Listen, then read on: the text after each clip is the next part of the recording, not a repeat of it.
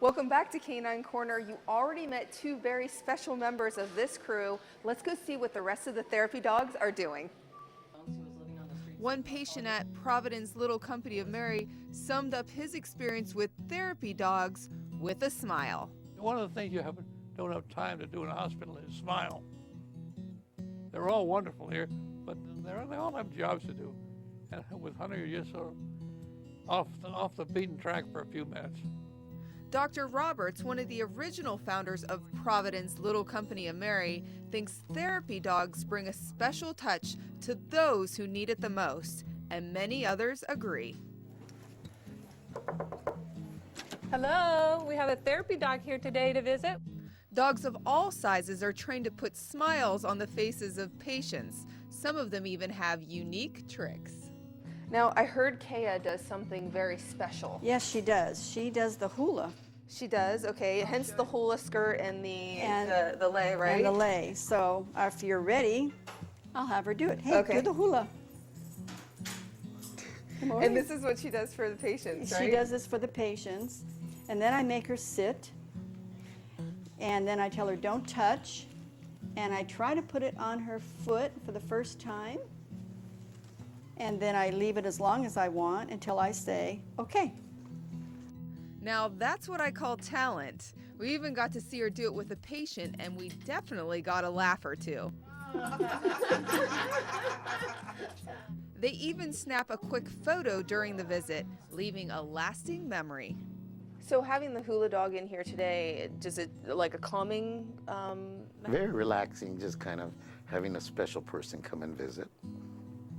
That's nice. That must be a good feeling. Yes, it is. Yes, it is. These furry little guys went room to room sharing their love all over. This is Pinky, and I thought about taking her home with me because I can totally understand why she's a therapy dog. She's so cute, and the two of us, we could definitely take a nap together. Carrie Winters will admit patients aren't the only ones smiling, though. Gidget really enjoys meeting people, and so for her to get on the bed and snuggle up next to a patient and be petted makes her day. It's not at all unusual for her to fall asleep on a bed.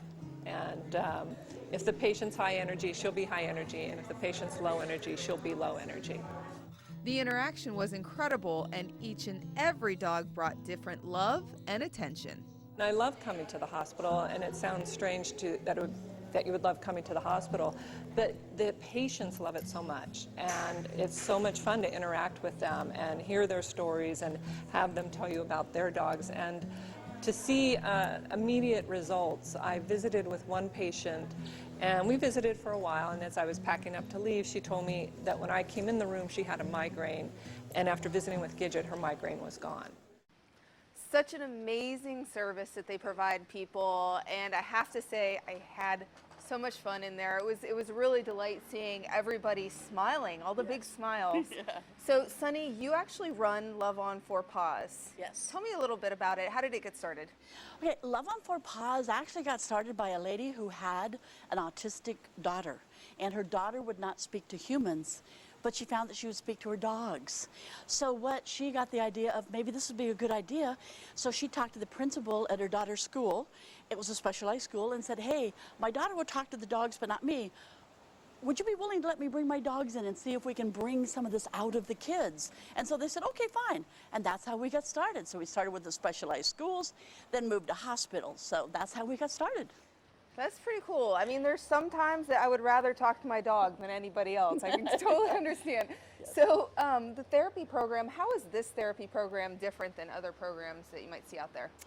Well, Love on 4 Paws is very structured in that we ask our people to do 3 visits a month minimum, and a visit lasts an hour and a half to 2 hours.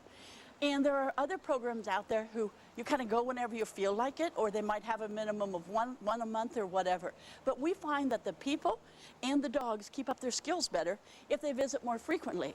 So we require the 3 visits a month, and you know, we're very structured because you're going into the hospitals and they have dress codes and rules and regulations. So, you know, you know, that's what we're kind of about, and it just depends what you're looking for. So if you have a really super busy life and you can't do 3 visits a month, there's always a program out there for everybody. And one thing about Love on 4 Paws is that we're always looking for really good volunteers, 2- and 4-legged. We always have openings.